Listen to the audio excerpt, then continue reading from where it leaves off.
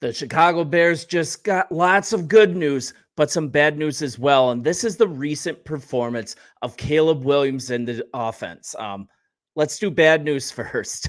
Williams and the starters were locked down until the final possession of the first half. That's pretty troublesome considering the Bengals rested most of their key starters. He completed just 4 of 8 passes for 19 yards during the first 3 possessions. And that kind of outlines the need for this defense, how they've shown themselves in this offseason, in these preseason games. They've looked extremely dominant, multiple turnovers a game, lots of sacks, lots of tackles for losses. I mean, this is a really good thing.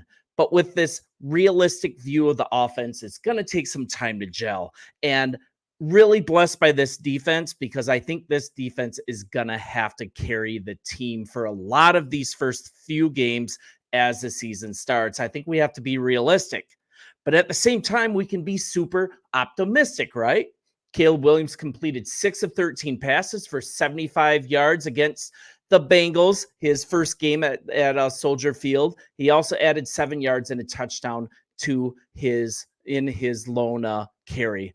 But that said, Caleb Williams, he led a nice possession to end the half. And that was highlighted by a 45-yard dime to rookie wide receiver Rome Odunze. That drive ended in a 7-yard touchdown scramble from Williams after he escaped 2 would-be sacks, displaying just elite poise under pressure. And that's before escaping to the left side with his eyes downfield. So we're looking at this number 1 overall selection, just showing this immense upside. And those are things to be excited about.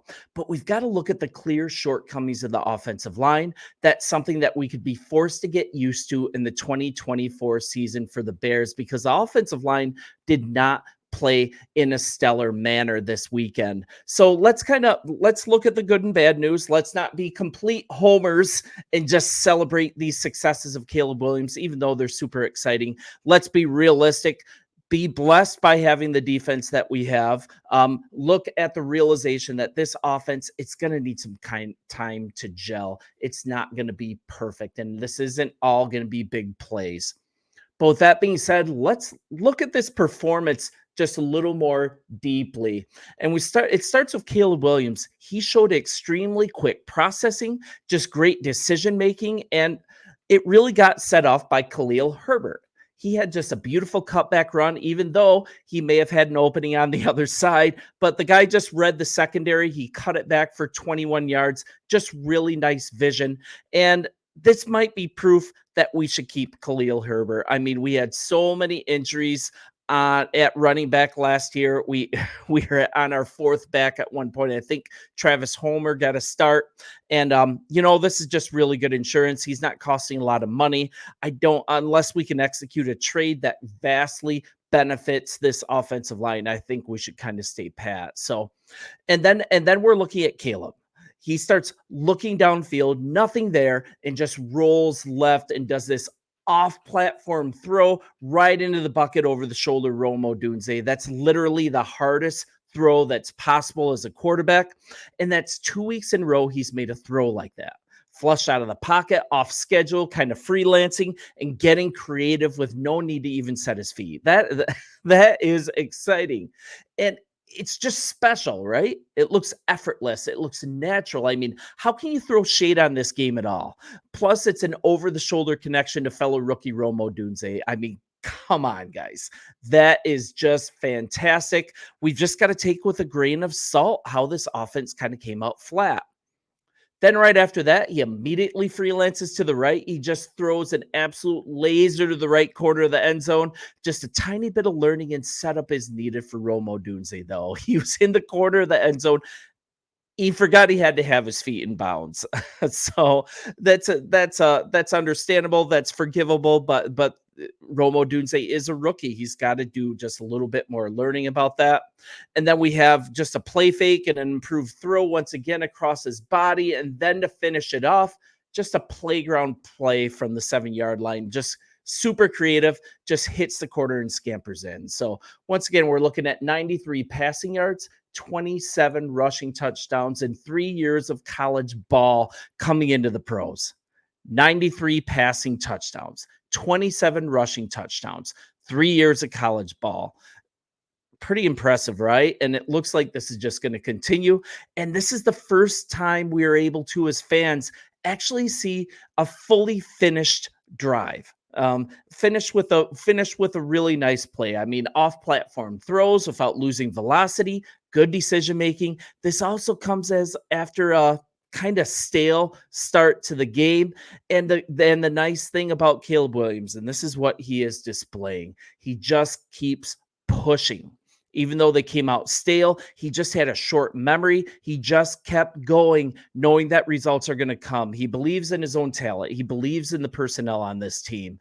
And nothing downfield, just really good feel in the pocket. And he just creates effortlessly. It looks artistic.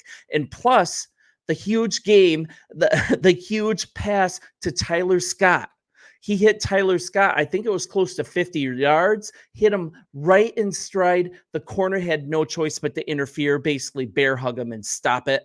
Imagine if that pass went to Tyler Scott. Would we be talking as much about this offense starting out stale? It might. I mean, this is uncharted waters. I've never seen anything like this in Chicago, and I'm going to be 50 this year. I've been a fan for a very, very long time, and this is uncharted waters. I've never seen this in Chicago, and I'm not going to hold back on the optimism. And on top of that, this dude's just got his head on straight. He's mature and mentally tough. He seems just level. And I'm kind of a little embarrassed that I got just quite a bit influenced by the potential red flags on him that were absolutely everywhere in the media leading into the draft.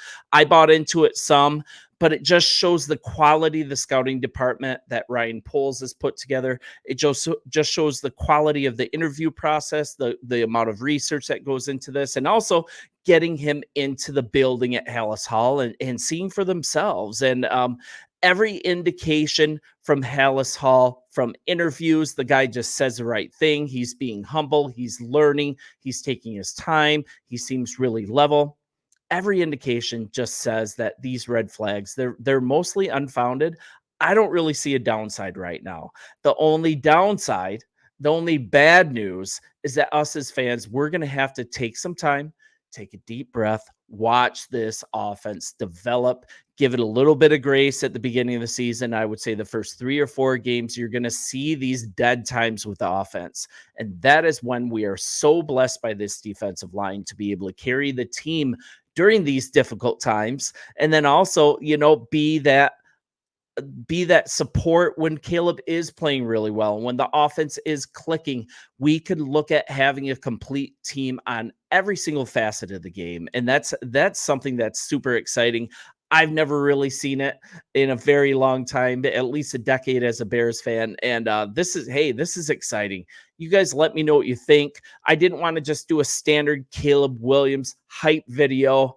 I wanted to be realistic here and see that we need to temper our expectations quite a bit, still expect these big plays, but also feel blessed by this defense to be able to fill in the cracks when this offense sputters, which is going to as it gels. You guys, leave comments, like and subscribe. Love having you here. We are getting so close to the regular season, and I can't wait. And full disclosure, I just made a trade in my fantasy football league. It's a dynasty. I traded 2 first rounders and a second rounder to get the number 1 pick in this upcoming draft. And hey, I'm going to draft Caleb Williams and I'm going to have him on my dynasty team. And I couldn't be happier. Just a little offshoot there.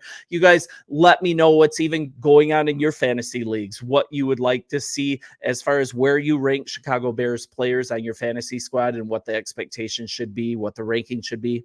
You guys, appreciate you, and we will talk in the messages. See you later.